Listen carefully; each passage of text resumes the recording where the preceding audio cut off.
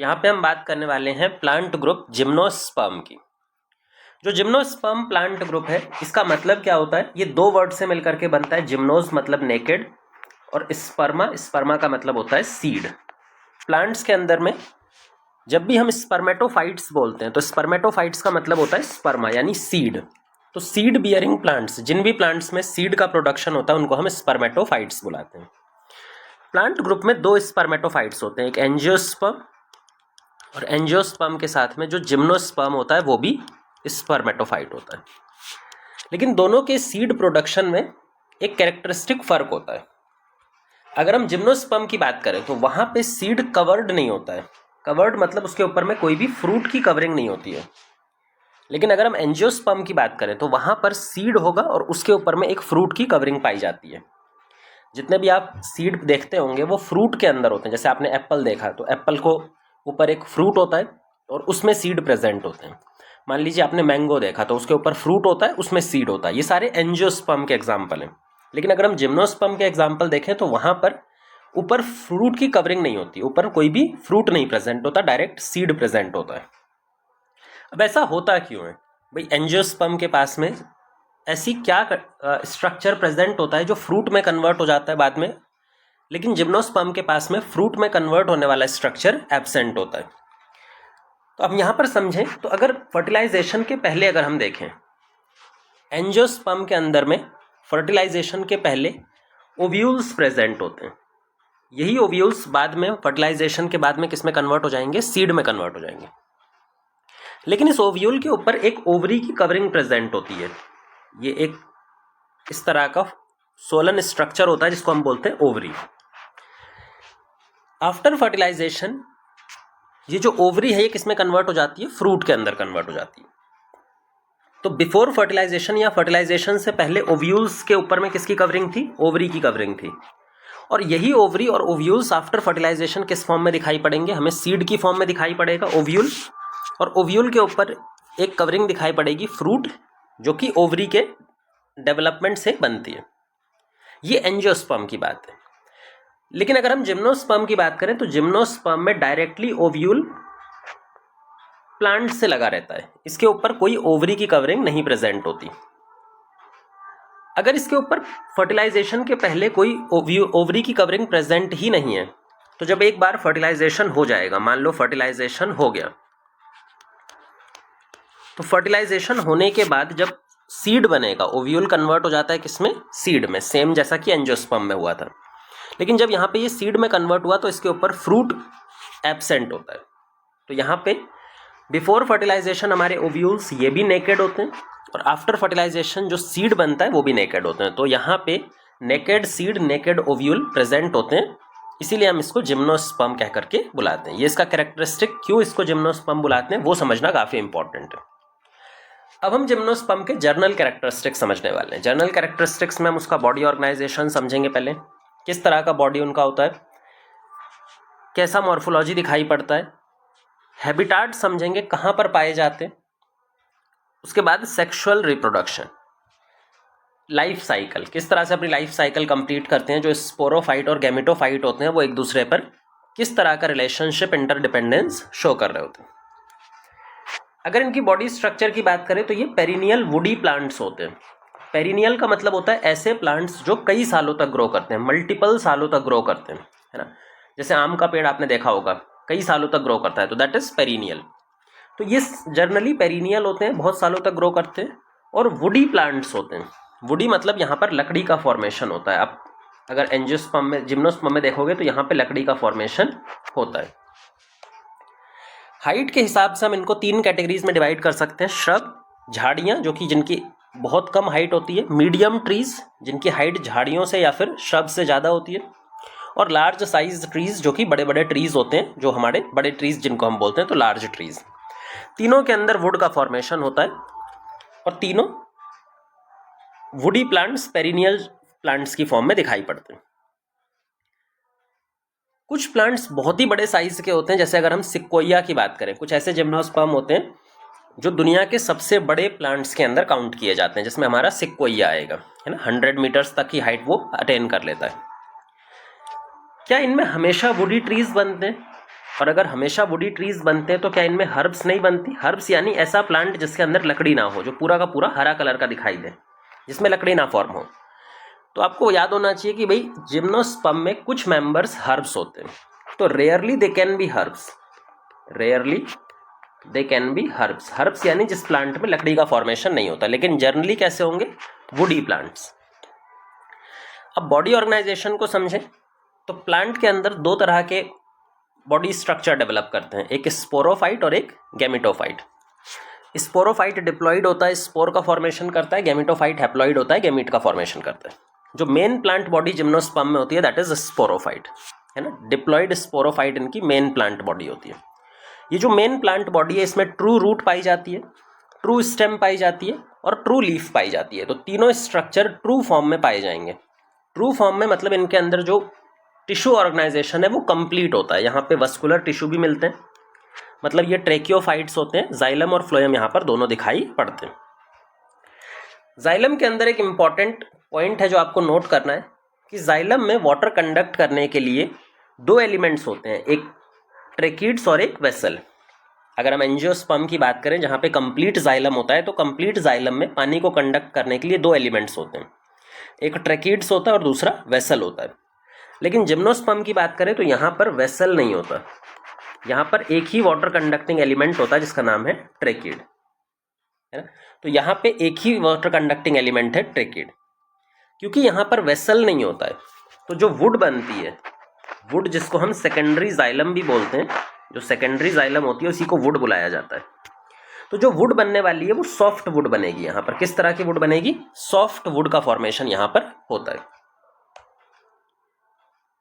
तो जो आपने एंजियोस्पर्म की लकड़ियाँ देखी होंगी या फिर वुड देखी होंगी जो हार्ड नेचर की होती हैं, उनको फर्नीचर वगैरह बनाने में यूज़ किया जाता है। यहाँ पे इस तरह की वुड नहीं पाई जाती, सॉफ्ट वुड पाई जाती है।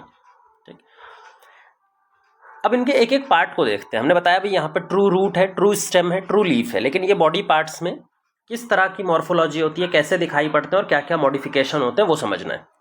पहले बात करते हैं रूट की। इनके अंदर टैप रूट सिस्टम मिलता है। टैप रूट सिस्टम का मतलब होता है जहाँ पे एक मेन ब्रांच होती है, मेन रूट होती है जिसको प्राइमरी रूट बोलते हैं, एक मेन रूट होती है जिसको हम प्राइमरी रूट बोलते हैं, और इस प्राइमरी रूट से लेटरल साइड में ब्रांचेस निकल रही होती हैं जिसको हम सेकेंडरी रूट, टर्शरी रूट कह करके बुलाते हैं। तो एक मेन रूट होती है प्राइमरी और उसकी ब्रांचेस होती हैं और ये सब मिल करके टैप रूट सिस्टम का फॉर्मेशन करते हैं, है ना। तो ये हमारे जर्नली टैप रूट सिस्टम मिलता है। इसमें कई बार हमें मॉडिफिकेशंस भी देखने को मिलती हैं। जैसे अगर हम पहला मॉडिफिकेशन देखें साइकस के अंदर, तो साइकस के अंदर में एक स्पेशलाइज्ड एडिशनल रूट मिलती है जिसको बोलते हैं कोरेलॉइड रूट्स, है ना। तो साइकस के अंदर में एक स्पेशल रूट होती है कोरेलॉइड रूट्स, जो कि सॉइल के बेस के पास में प्रेजेंट होती है। इस तरह से ये स्पेशल रूट है, सॉइल के बेस के पास में यहाँ पर ये प्रेजेंट है। और इस कोरेलॉइड रूट्स के साथ में blue green algae anabaena associated होता है। एक blue green algae cyanobacteria anabaena होता है, वो साइकस के कोरेलॉइड रूट में पाया जाता है। इस कोरेलॉइड रूट का काम क्या है? इस कोरेलॉइड रूट का काम है जो एटमॉस्फेयर में, जो एयर में नाइट्रोजन घूम रही है उसको फिक्स करके अमोनिया की फॉर्म में बनाना और उसको प्लांट को प्रोवाइड करना। एयर में जो नाइट्रोजन है उसको अमोनिया की फॉर्म में कन्वर्ट करना और प्लांट को प्रोवाइड कर देना। दूसरा मॉडिफिकेशन अपने को देखना है पाइनस में। पाइनस की रूट जो मिलती है उसमें फंगल एसोसिएशन देखने को मिलता है in the form of symbiotic association mycorrhiza. तो फंगस के पास में जो पाइनस है उसकी रूट में एक सिम्बायोटिक एसोसिएशन मिलता है फंगल हाइफा की फॉर्म में, जिसको हम बोलते हैं माइकोरहाइजी। तो ये हमारे पास में पाइनस की रूट है और यहाँ पे फंगस के हाइफा एसोसिएटेड होते हैं और इस पूरे एसोसिएशन को, सिम्बायोटिक एसोसिएशन को अपने क्या बोलते हैं? माइकोरहाइजल एसोसिएशन कह करके बुला रहे होते हैं। और ये हमें पाइनस में दिखाई पड़ता है। पाइनस का सीड बिना फंगस की मदद से जर्मिनेट भी नहीं कर सकता। ये काफ़ी इंपॉर्टेंट सिम्बायोटिक रिलेशनशिप है। बिना फंगल एसोसिएशन के पाइनस का सीड जर्मिनेट नहीं कर पाता। तो ये हमारे पास में जिम्नोस्पर्म की रूट और उनका क्या क्या मॉडिफिकेशंस देखने को मिल सकते हैं अलग अलग जिम्नोस्पर्म में, वो समझ लिए। अब अगर हम बात करें स्टेम की, तो जिम्नोस्पर्म के कुछ प्लांट्स में ब्रांच्ड स्टेम दिखाई पड़ती है, जहाँ पे ब्रांचिंग मिलती है। एक मेन स्टेम होती है और उससे छोटी छोटी ब्रांचेस निकल रही होती हैं, इसको बोलते हैं ब्रांच्ड स्टेम। या फिर अनब्रांच्ड स्टेम, जहाँ पे एक इरेक्ट एक्सिस होता है और लेटरल ब्रांचेस यहाँ पर देखने को नहीं मिलती हैं। जो ब्रांच स्टेम मिलती है वो हमें कॉनिफर्स में देखने को मिलती हैं। कॉनिफर्स यानी पाइनस और सेड्रस, एक टाइप का एक क्लास होती है जिम्नोस्पर्म की जिसको बोलते हैं कॉनिफर्स। तो कॉनिफर्स में हम पाइनस आता है और सेड्रस आता है। अनब्रांच्ड की बात करें तो उसमें हमारा साइकस आता है जो अनब्रांच्ड स्टेम शो करता है। फिर देखते हैं हम लीफ, जो थर्ड एलिमेंट है दैट इज लीफ। लीफ के अंदर में काफ़ी स्पेशल मॉडिफिकेशंस होते हैं। जो लीफ होता है जिम्नोस्पर्म का उसमें कुछ स्पेशल मॉडिफिकेशंस होते हैं जो उनको हेल्प करता है कि वो जीरोफिटिक एनवायरनमेंट में, जो उनका हैबिटाट होता है जीरोफिटिक वाटरलेस एनवायरनमेंट, जहाँ पे वाटर की स्कार्सिटी होती है, ऐसे हैबिटाट को हम वाटर स्कार्स हैबिटाट या फिर जीरोफिटिक हैबिटाट बोलते हैं। और उस जीरोफिटिक हैबिटाट में सर्वाइव करने के लिए लीफ में स्पेशल मॉडिफिकेशंस देखने को मिलते हैं। क्या क्या स्पेशल मॉडिफिकेशंस होते हैं वो समझ लेते हैं। एक तो थिक क्यूटिकल होता है, यानी कि इसके ऊपर में एक वैक्स की कोटिंग होती है, थिक क्यूटिकल लेयर की कोटिंग होती है। संकन स्टोमेटा होता है। संकन स्टोमेटा क्या होता है वो भी बता देंगे, अभी याद रख लो संकन स्टोमेटा।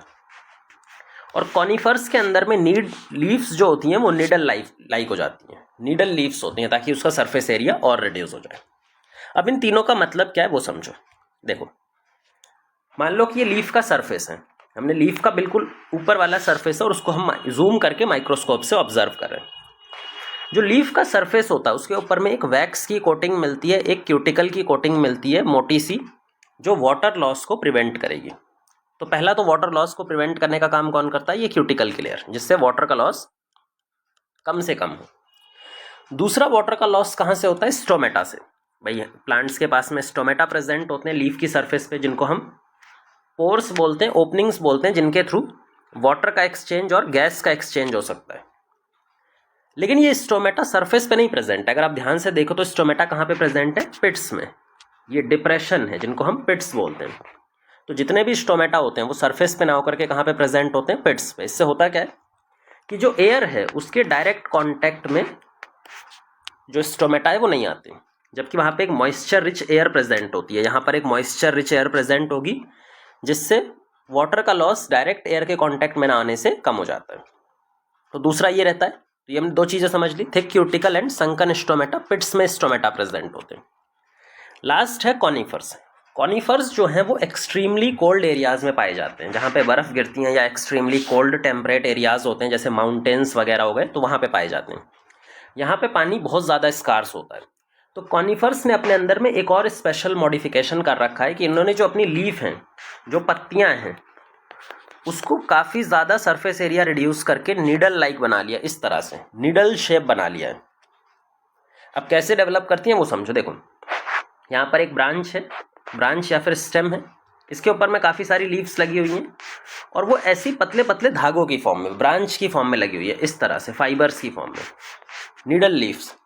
इन नीडल लीव्स से होता क्या है कि इनका सरफेस एरिया काफ़ी ज़्यादा रिड्यूस हो जाता है। अब सरफेस एरिया रिड्यूस होने से वाटर का लॉस भी प्रिवेंट किया जा सकता है। तो मान लो ये कॉनिफर है जिसमें ये मेन ब्रांच है, ये उसकी लेटरल ब्रांचेस हैं। फिर यहाँ पे एक स्पेशल ब्रांच होती है जिसको बोलते हैं ड्वार्फ ब्रांच। ये जो हमने बनाया ना, ये छोटे छोटे, दीज आर ड्वार्फ ब्रांचेस। तो दीज आर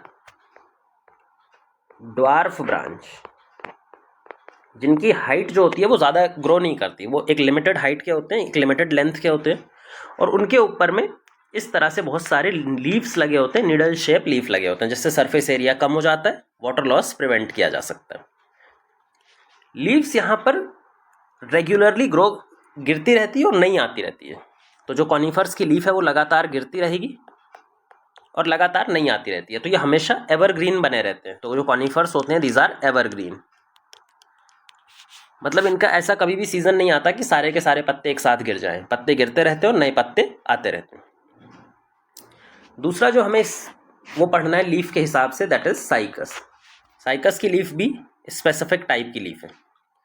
साइकस के प्लांट में पहली बात तो ब्रांचिंग नहीं दिखाई पड़ती है, हमने पहले ही बता दिया। साइकस ऐसे बस इरेक्ट फॉर्म में रहता है, इसकी स्टेम में कोई भी ब्रांचिंग नहीं मिलती है। इसकी जो सारी की सारी लीफ हैं वो टॉप पर प्रेजेंट होती हैं, एक गुच्छे की फॉर्म में, वर्ल की फॉर्म में, जिसको हम क्राउन बोलते हैं। जैसे गुच्छा होता है या फिर क्राउन होता है लीव्स का, एकदम टॉप पे प्रेजेंट होता है गुच्छे की फॉर्म में, क्राउन की फॉर्म में। ये जो लीव्स होती हैं नॉर्मल लीव्स नहीं होती, पाइनेटली कंपाउंड लीव्स होती हैं। तो दीज आर लीव्स जैसी दो हिस्सों में बटी हुई रहती हैं, जिसको हम बोलते हैं पाइनेटली कंपाउंड लीव्स। इस तरह से 1 2 1 2 1 2 इस तरह से 2 हिस्सों में जो लीफ बट जाती है उसी को हम पाइनेटली कंपाउंड लीफ बोलते हैं। और ये जो पाइनेटली कंपाउंड लीफ है ये हर साल गिरकर नई नहीं आती, ये कुछ सालों तक परसिस्ट करती है, कई सालों तक ये ऐसे लगी हुई रहती है। फिर क्या होता है कि जब इनका एज खत्म हो जाता है तो सारी की सारी लीव्स एक साथ गिर जाती हैं, और एक साथ गिरने के बाद में नई लीफ की ब्रांच आती है, स्टेम थोड़ी सी ग्रो हो जाती है और नई लीफ का क्राउन यहाँ पे डेवलप करता है। जब लीफ फॉल करती हैं तो ये कभी भी बेस से नहीं टूटती, ये थोड़ा सा अपना बेस छोड़ देती हैं। अगर आप देखेंगे तो यहाँ पे जो लीफ टूट रही हैं उनका लीफ बेस ये छोड़ जाती है, लीफ बेस, और बाकी लीफ गिर जाती है। तो इसीलिए पाइनस को जब आप ध्यान से देखेंगे, वो साइकस को आप ध्यान से देखेंगे तो यहाँ पे ऐसे छोटे छोटे उभरे हुए हिस्से दिखाई पड़ेंगे। जो ये वाले हिस्से हैं ये क्या रिप्रेजेंट कर रहे हैं? Leaf base. जो पुरानी लीव्स जो गिर चुकी हैं उनका बचा हुआ परसिस्टेंट लीफ बेस इस फॉर्म में आपको छोटे छोटे ऐसा दिखाई पड़ेगा। तो स्मूथ नहीं होता इसका स्टेम, जो होता है वो ऐसे उबड़ खाबड़ होता है, क्योंकि इसमें लीफ बेस जो है वो परसिस्ट कर रहे हैं और नई लीव्स लगातार क्राउन की फॉर्म में डेवलप करती रहती है लेंथ बढ़ने के साथ। ये हो गया साइकस का काम। अब हम बात करेंगे इनकी लाइफ साइकिल। लाइफ साइकिल में जो मेन इनका पॉइंट आता है कि इनकी जो मेन बॉडी थी वो किस तरह की थी? वो स्पोरोफाइट थी। अच्छा, किसी भी प्लांट का जो स्पोरोफाइट होता है वो डिप्लॉइड होता है और वो मियोसिस के थ्रू स्पोर का फॉर्मेशन करता है। ये तो हमने पहले से ही टेरिडोफाइटा, ब्रायोफाइटा सब में कवर करा हुआ है। तो यहाँ पे भी जो स्पोरोफाइट होता है वो मेन प्लांट बॉडी होती है और इसमें मियोसिस होगा और मियोसिस के थ्रू क्या बनने वाला है? स्पोर का फॉर्मेशन होगा। अच्छा, ये स्पोरोफाइट में स्पोर कहाँ पे बनते हैं, किस तरह से बनते हैं, यही समझना है। मान लो ये पूरा स्पोरोफाइट है, इस पे 2 तरह के लीफ लगे होते हैं। एक लीफ होते हैं वेजिटेटिव लीफ जो फोटोसिंथेसिस खाना बनाने में काम आते हैं, जिसको हम बोलते हैं ग्रीन फोटोसिंथेटिक लीव्स या फिर ट्रोफोफिल्स। Vegetative leaves, ट्रोफोफिल्स। इनके ऊपर कोई स्पोरेंजियम नहीं प्रेजेंट है, ट्रोफोफिल्स पे कोई स्पोरेंजियम नहीं होता। दूसरे तरह के जो लीफ हैं जो हमने येलो कलर से बनाए, दीज आर रिप्रोडक्टिव लीव्स, जिनके ऊपर में स्पोरेंजिया प्रेजेंट होता है। ये गोल गोल जो स्ट्रक्चर है, दीज आर स्पोरेंजिया। और इन स्पोरेंजिया को ही हम, जिन लीव्स पे स्पोरेंजिया होते हैं उनको बोलते हैं स्पोरोफिल्स या फिर रिप्रोडक्टिव लीव्स। तो स्पोरेंजिया पे जो लीव्स होते हैं उनको हम क्या बोलते हैं? Reproductive leaves, sporophylls. अब ये जो स्पोरेंजिया है, अगर हम इसको बड़ा करके देखें तो एक स्पोरेंजिया में बहुत सारे spore mother cell, diploid spore mother cell present होते हैं।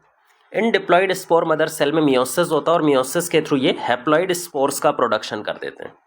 तो यहाँ पे मियोसिस होगा और मियोसिस के थ्रू क्या बनेंगे? बहुत सारे हैप्लॉइड स्पोर्स। तो ये इस तरह से जो स्पोरोफाइट होता है वो स्पोर का प्रोडक्शन कर रहा होता है। ये हमने ये समझ लिया। जो ट्रोफोफिल्स होते हैं, रिप्रोडक्टिव लीव्स होते हैं, नॉन फोटोसिंथेटिक होते हैं रिप्रोडक्टिव लीव्स, ये भी समझ सकते हो। अच्छा, कई बार क्या होता है कि जितने भी स्पोरोफिल्स एक प्लांट पे लगे होते हैं, कई बार स्पोरोफिल्स एक दूसरे के साथ में क्लस्टर बना लेते हैं, इस तरह के एक ग्रुप बना लेते हैं और इसी ग्रुप को, एक कॉम्पैक्ट स्ट्रक्चर को बोलते हैं स्ट्रोबिलस या फिर कोन। तो ये जो कंपोजिट स्ट्रक्चर बना है दिस इज कॉल्ड एज कोन या फिर स्ट्रोबिलस। एक स्ट्रोबिलस में मल्टीपल स्पोरोफिल्स प्रेजेंट होते हैं, बहुत सारे स्पोरोफिल्स कॉम्पैक्ट होकर के, अरेंज होकर के एक कॉम्पैक्ट कोन का फॉर्मेशन कर रहे होते हैं। अब बात करते हैं जिम्नोस्पर्म में कितने तरह के स्पोर बनते हैं। जिम्नोस्पर्म्स जो होते हैं दे आर 100% हेट्रोस्पोरस। हेट्रोस्पोरस का मतलब होता है कि ये 2 अलग अलग तरह के स्पोर बनाते हैं। भाई होमोस्पोरस का मतलब है कि जब सारे स्पोर एक ही टाइप के बने, और हेट्रोस्पोरस का मतलब होता है जब 2 अलग अलग तरह के स्पोर बनते हो, produce 2 different type of spores. एक होते हैं माइक्रोस्पोर और एक होते हैं मेगास्पोर। हमने टेरिडोफाइट जब पढ़ा था आपने, तो वहाँ पे भी आपने देखा होगा कि भाई कुछ टेरिडोफाइट्स हेट्रोस्पोरस थे, जो मेगास्पोर अलग बना रहे थे, माइक्रोस्पोर अलग बना रहे थे।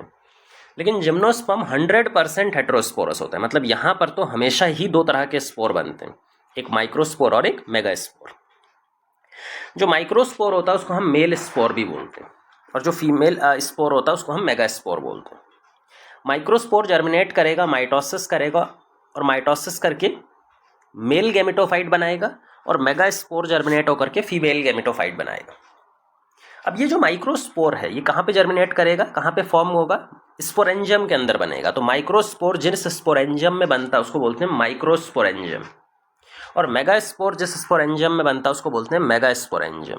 तो हमारे पास में दो तरह के स्पोर हैं और साथ में दो तरह के स्पोरेंजियम या फिर स्पोर जहाँ पे बनता है वो स्ट्रक्चर्स जिनको हम मेगास्पोरेंजियम और माइक्रोस्पोरेंजियम रिस्पेक्टिवली बुलाते हैं।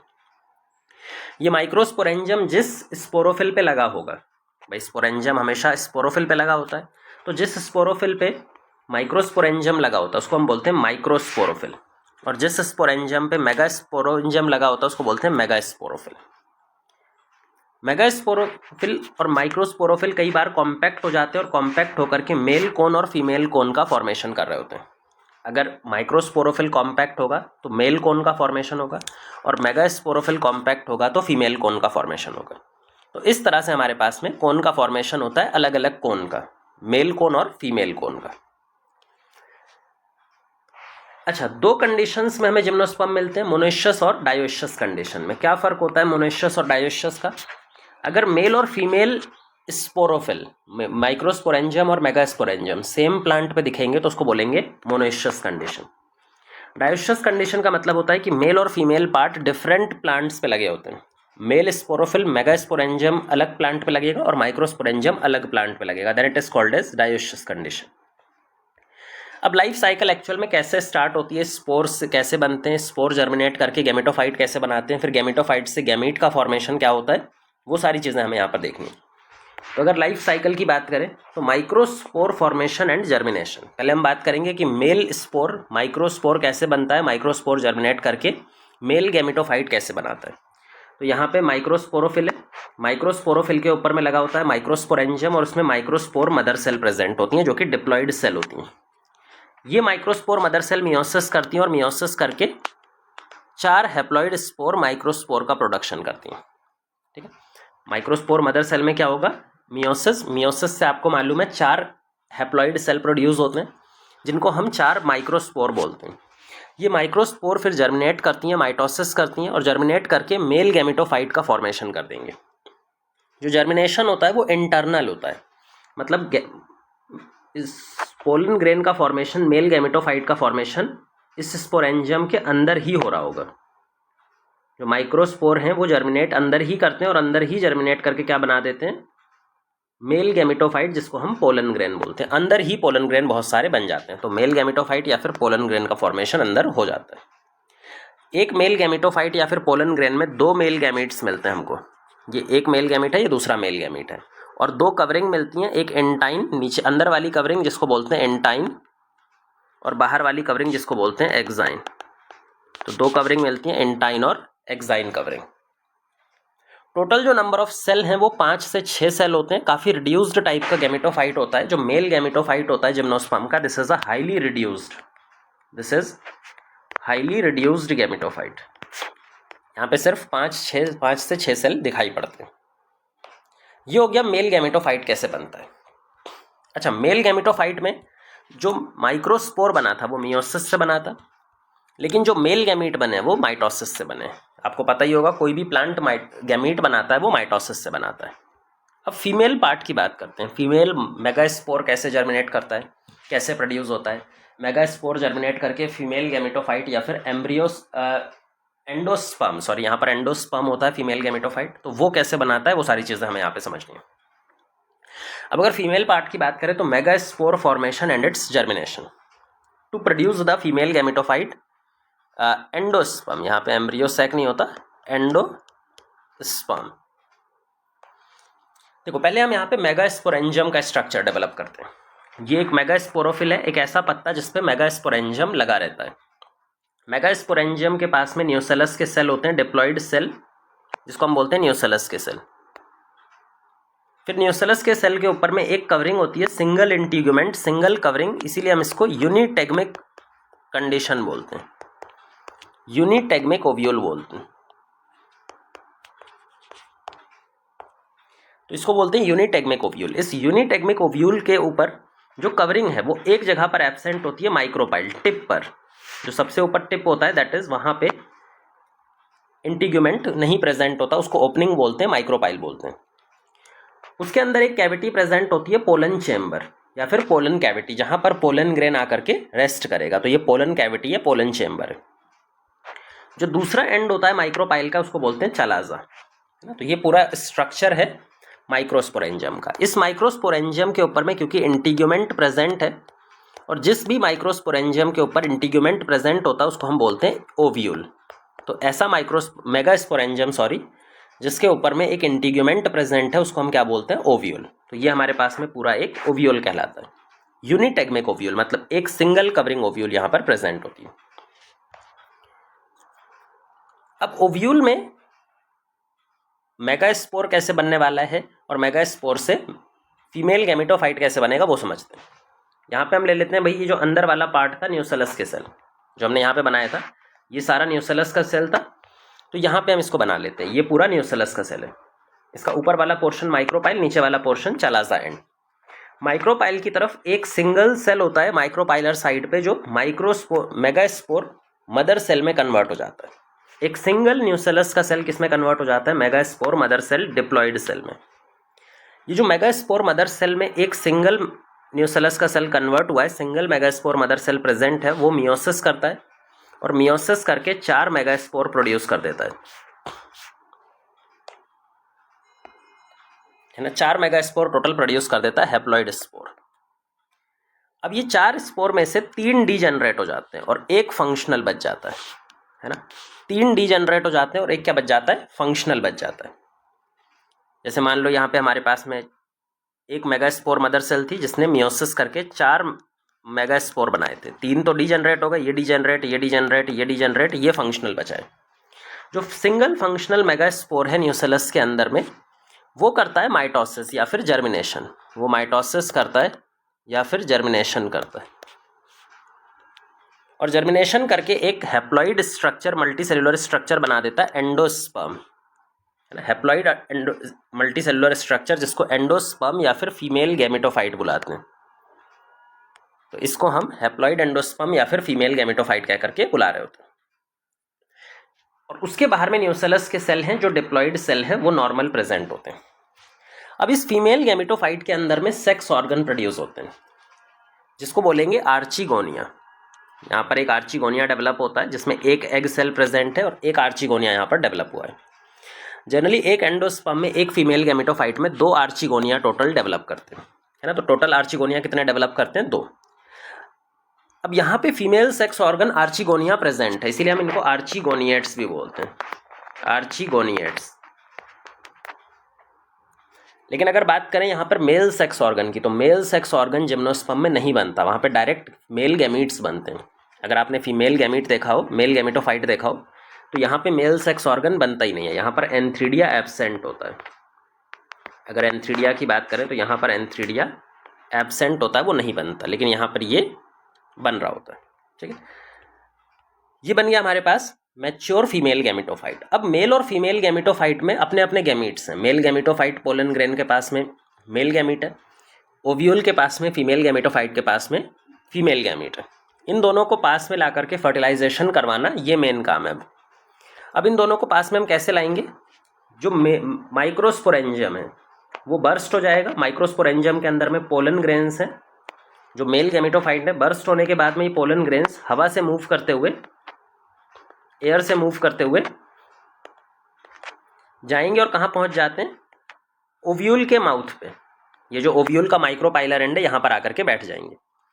इस ट्रांसफर को पोलन ग्रेन माइक्रोस्पोरेंजियम से निकल करके ओव्यूल तक पहुँचे या मेगास्पोरेंजियम तक पहुँचे, इसको बोलते हैं पॉलिनेशन, है ना।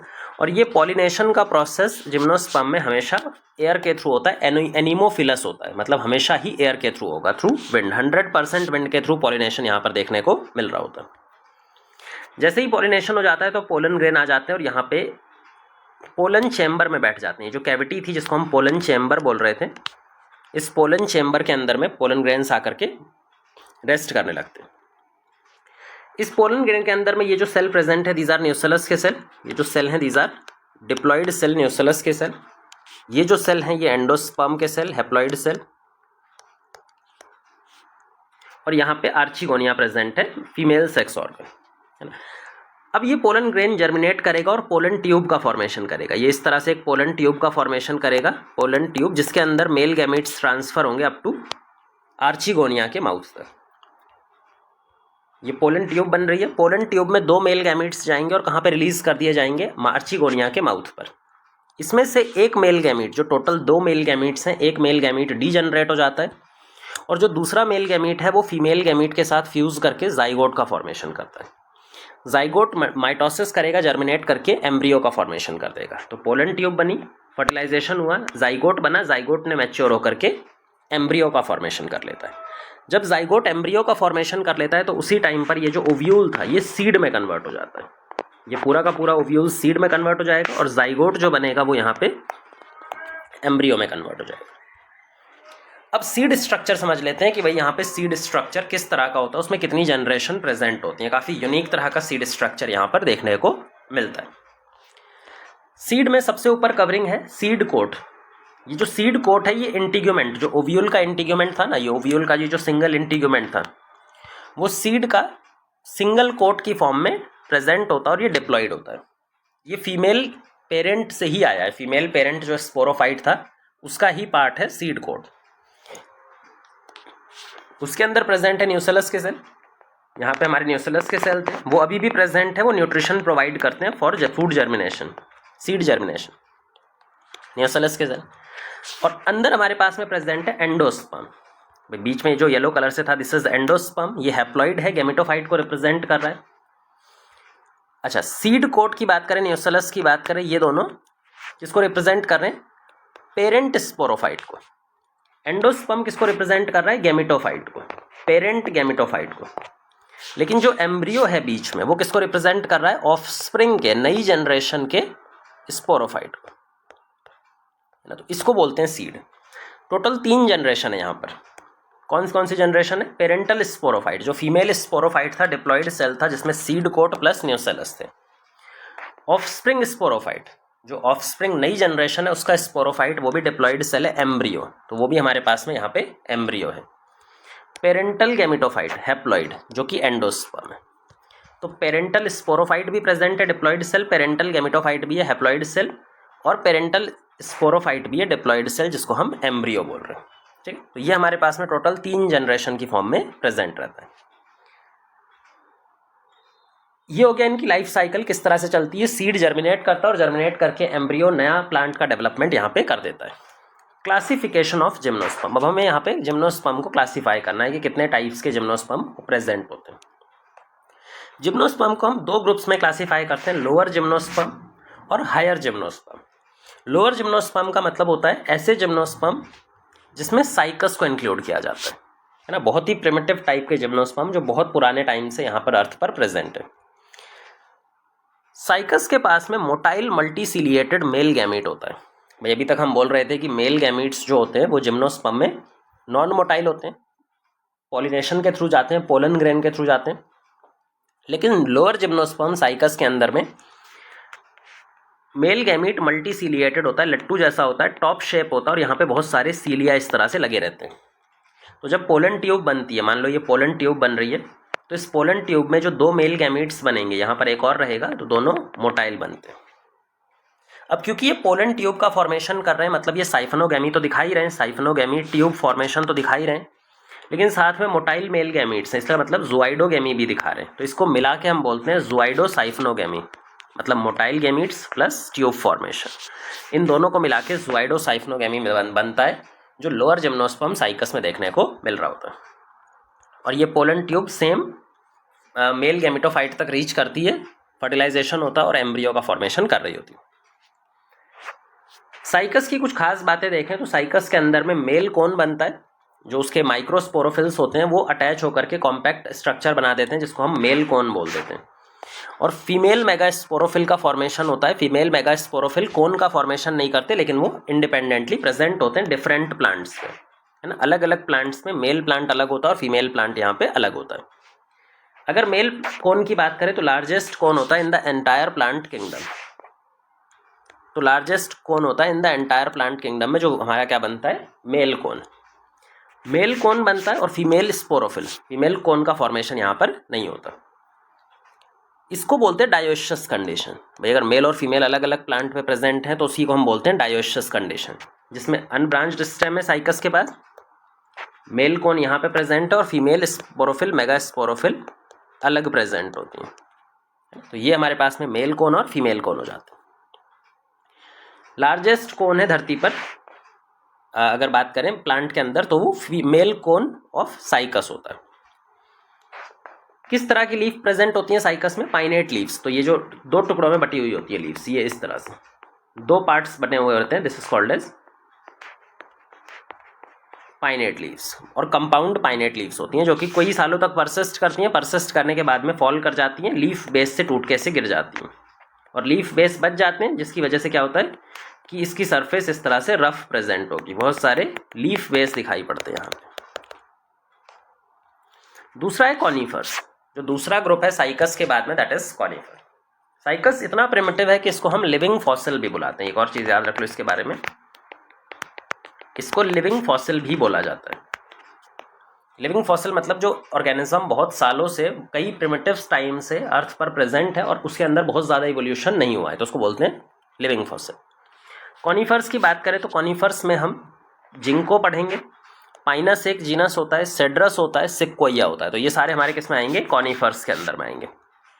पहले बात करेंगे ginkgo biloba. Ginkgo biloba bilobed leaves present होती है यहाँ पे इस तरह से, बाइलोब्ड लीव्स, इसलिए इसका नाम पड़ा है ginkgo biloba. Ginkgo biloba primitive type का कॉनिफर है। अगर कॉनिफर्स में भी देखें तो ये प्रिमिटिव टाइप का कॉनिफर्स है। यहाँ पर ब्रांचेस प्रेजेंट होती हैं, ये मेन स्टेम है, ये उसकी ब्रांचेस हैं, और वहाँ पे फिर ड्वार्फ ब्रांचेस हैं। ये क्या लगी हुई हैं? Dwarf branches. इन ड्वार्फ ब्रांचेस पे पत्ते लगे होते हैं, इन्हीं ड्वार्फ ब्रांचेस पे सीड लगा होता है। तो पत्ते भी इसी ड्वार्फ ब्रांच पे लगे होते हैं, सीड भी इसी ड्वार्फ ब्रांच पर लगे होते हैं। पाइनस सेड्रस की बात हमने ज़्यादातर कर ही ली है। पाइनस की अगर बात करें, और सेड्रस भी ऑलमोस्ट सेम ही रहता है। अच्छा, जिंको के अंदर भी मोटाइल मेल गैमीट का फॉर्मेशन होता है, एक और चीज़ याद कर लो। पाइनस में देखें तो यहाँ पे ब्रांचिंग होती है, ब्रांचिंग होने के बाद में ये जो स्टेम है यहाँ पे कुछ ड्वार्फ स्टेम बनती है, ड्वार्फ ब्रांच बनती है, ये ड्वार्फ ब्रांचेस हैं। इन ड्वार्फ ब्रांचेस पे लीफ लगी होती है, नीडल लीफ लगी होती है ना। इसके पास में मेल कोन भी बनता है और फीमेल कोन भी बनता है। मेल और फीमेल कोन अलग अलग प्रेजेंट होते हैं, लेकिन एक ही प्लांट पे प्रेजेंट होते हैं। ये मेल कोन अलग प्रेजेंट है, ये फीमेल कोन अलग प्रेजेंट है। मेल कोन से पोलन ग्रेन का ट्रांसफर होगा। यहाँ पर जो पोलन ग्रेन बनता है वो विंग्ड पोलन ग्रेन होता है, मतलब इसका जो एक्साइन लेयर था ना, बाहर वाला लेयर, वो इस तरह से एक्सटेंड होकर के एक विंग का फॉर्मेशन कर देता है, जिसको बोलते हैं विंग्स का पोलन ग्रेन। और हवा के थ्रू, एयर के थ्रू ये कहाँ पे मूव करेगा? फीमेल कोन तक मूव करेगा, फर्टिलाइजेशन होगा, सीड का फॉर्मेशन करेगा, और सीड, नेकेड सीड यहाँ पे बनने वाले हैं। सिक्वोइया की बात करें, ये भी एक कॉनिफर है जो कि one of the tallest tree है। तो जो सिक्वोइया है ये फादर ऑफ फॉरेस्ट भी कहा जाता है, पूरे फॉरेस्ट में one of the tallest tree ये माना जाता है। लास्ट एक और ग्रुप याद रख लो, नीटेल्स। नीटेल्स ये वैसे तो एनसीईआरटी में नहीं है, लेकिन ये मोस्ट एडवांस्ड जिम्नोस्पर्म है। अगर जिम्नोस्पर्म की बात करें तो सबसे एडवांस्ड जिम्नोस्पर्म का जो जीनस है दैट इज नीटेल्स। इसके पास में हर्ब्स प्रेजेंट होती हैं। नीटेल्स के अंदर में क्या है? हर्ब्स। जिम्नोस्पर्म में जनरली हर्ब्स नहीं बनती हैं, लेकिन नीटेल्स में हर्ब्स बनती हैं। नीटेल्स का जो जाइलम है उसमें वेसल भी प्रेजेंट होता है और ट्रेकिड भी प्रेजेंट होता है। जो नीटेल्स का जाइलम है उसमें वेसल भी प्रेजेंट होता है और ट्रेकिड भी प्रेजेंट होता है ना। तो ये चीज़ें हैं जिम्नोस्पर्म के बारे में, उनका क्लासिफिकेशन वगैरह हमने यहाँ पे समझ लिया।